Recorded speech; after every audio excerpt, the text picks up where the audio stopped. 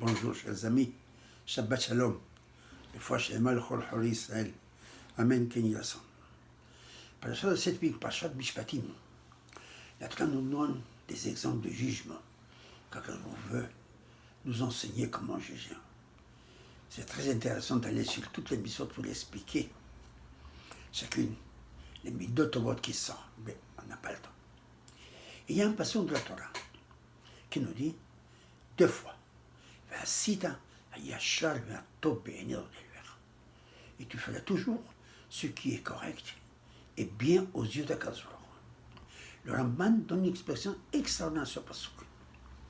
Il dit, la Torah nous dit plusieurs mishpatim, mishpat hebed ibri, ama ibriya, arba abot, nezikin, etc., etc.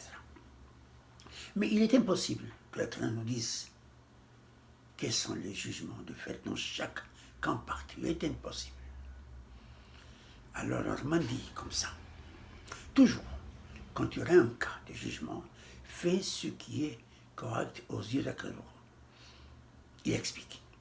Akadosh Baruch Hu nous dit, tu me connais, dit Akadosh Baruch Hu, que je veux tout ce qui est mitzvot, ce qui est de la Torah, ne te venge pas, ne garde pas rancune,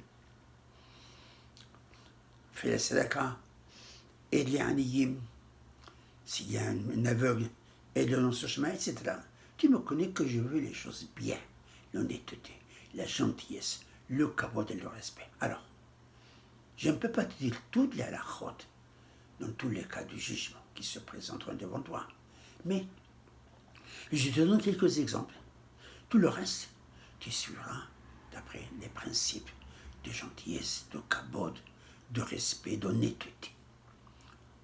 Pour l'exemple, prends ce cas que tout le monde connaît, Shenai Mohazim Betalet, deux personnes qui viennent devant Dayan. Ils sont en train de saisir un talet, un tissu, n'importe quoi. Zéomet Kolacheli et Zéomet Kolacheli. Le Dayan le décide, comme Mishnah nous dit, on le divise. Entre les diviser, ça donne l'argent, etc. Peu importe.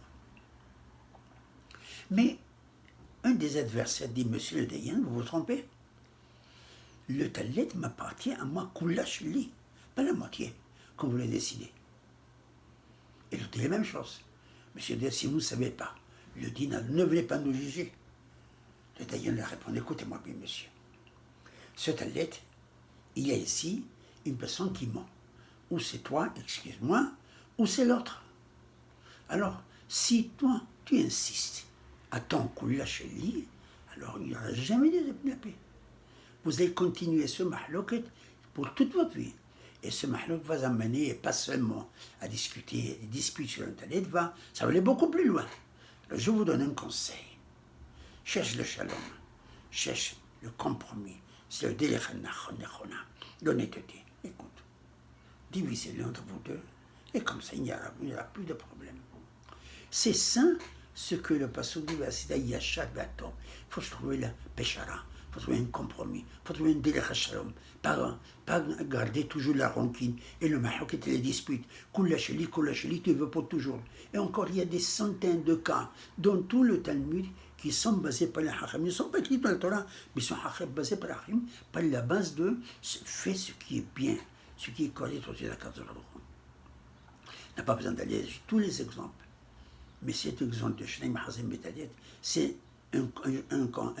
une situation idéale. Voilà, le Dayan dit, moi je ne sais pas. C'est vrai, vous avez raison. Moi je ne sais pas qui a la vérité. C'est pas lié à un avis. Il faut décider. Je vous conseille que cette décision est la meilleure pour vous deux. Voilà, si vous voulez. Très bien, sinon, shalom, allez, vous allez perpétuer ce mahar qui donne talet qui vaut 100 shekels, vous allez perpétuer pour toute vie, ça va continuer pour les enfants. C'est pas ça. Faites ce qui est cher. Et ça, c'est la base de tout le mishpatim de la Torah. Le cas de Hebed Ivri, tu achètes un Ivri, tu vas acheter pour l'éternité. Non, monsieur, la Torah 9 heures. La Torah, 6 ans. Si à la 7e année il veut partir, tu veux l'arrêter, tu n'as pas le droit. Tu l'as acheté pour 6 ans. Et c'est comme ça, ainsi de suite. Tous les dynimes de la Torah. Et c'est un exemple pour nous, comme David Amelech, Rétiva, Adonai la Tobim, Velishalim Alibiotam. Faire quelque chose de bien, ceux qui sont bons, Mais les Israéliens, ceux qui sont corrects et droits dans leur cœur, sont sincères, pas à papé, une idée, tu l'as dit dans ta bouche, et une idée, tu la gardes dans ton cœur. Non, jamais de la vie. Ça, c'est la sauce, ça, c'est la mort. Les très joli. Il faut être toujours honnête. Ce que tu dis et ce que tu penses, ce qui est dans ton cœur, ce que tu dis. Et ça, c'est vrai. Et si, quelquefois, la situation ne va pas en ton faveur, étant donné que Dayan a décidé de se manier, ça veut dire que lui, il va mieux que toi. Parce que toi, tu vas voir ton intérêt personnel. Dayan ne voit pas ton intérêt personnel, il voit ce qui est correct. Et c'est comme ça. Accepter le din de la Torah. Et ça, c'est le Melia Mishpatim, Tassim Lifneem, de les temps anciens. En Angleterre, quand quelqu'un volait, il était Hayem Mita, s'il volait 5 shillings. Alors, on essaye de chercher que c'était pas censé, c'est 4 shillings et 11 pennies, la monnaie ancienne de France. Ce n'est pas correct, ça. Tu as une maison pour 5 shillings, ça me donne la vie. Ça, c'est le mishpat qui n'est pas tzedek. Le mishpat doit être un œil pour un œil. Ça veut dire quoi? L'argent. Tu vas pas. S'il a aveuglé quelqu'un, on ne va pas lui envoler l'œil. Tu peux le tuer. Alors, c'est la meilleure des choses, c'est venir la compensation. Ça, c'est le délire de la Torah. Par conséquent, toute punition que Dieu donne doit être en confirmation avec la gravité du péché. Pas donner une punition énorme sur un péché qui n'est pas important. Et c'est ça la base de ce que la Torah nous a enseigné.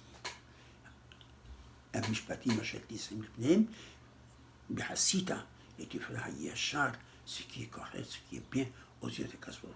Car on nous aide à nous guider dans le bon chemin, dans l'honnêteté, la sincérité. Amen.